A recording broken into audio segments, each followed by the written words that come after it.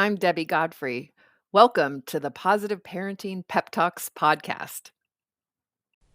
So today I just want to go over a few ideas of what you can do instead of punishing kids. Since punishing isn't really going to give you the long-term results that you want, what can you do instead? And one of the first and best and almost necessary things to do sometimes is to give kids a positive timeout. A positive timeout is different than a regular timeout. A regular timeout can be very punitive. If you say, you have to get in timeout 2 minutes for 2 years old, 5 minutes for 5 years old, it's arbitrary time limit. It doesn't have anything to do with what they're capable of. And it often is, the results you'll get are the results of punishment. A positive timeout is the idea that a child can learn responsibility, self-discipline, self-confidence, and self-control. It's a non-punitive way to help them improve their behavior by empowering them to make changes.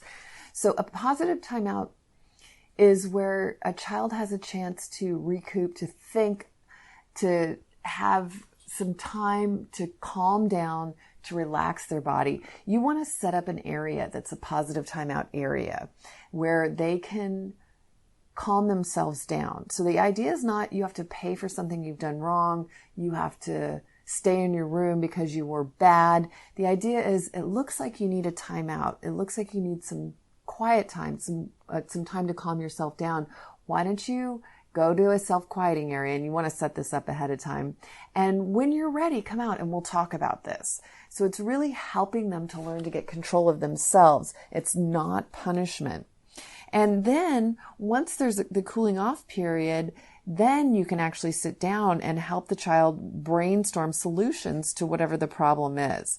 Once kids have taken some positive time to calm down and feel better, then we can help them explore what happened, what caused it to happen, how they feel about what happened, what they learned from it, and ideas that they can use to avoid that problem from happening in the future.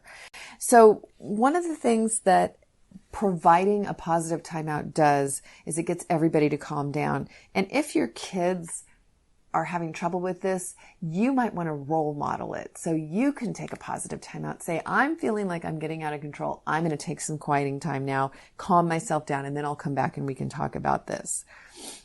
Now, it's interesting because then when you talk about it, you want to make sure you don't get in lecturing mode. Lectures and punishment are just not very effective, but parents keep using them. Why?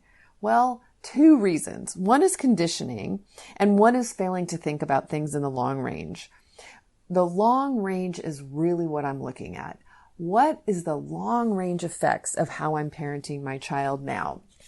Yes, in the short range, punishing, reward systems, all this stuff can work right now. It can manipulate the behavior right now.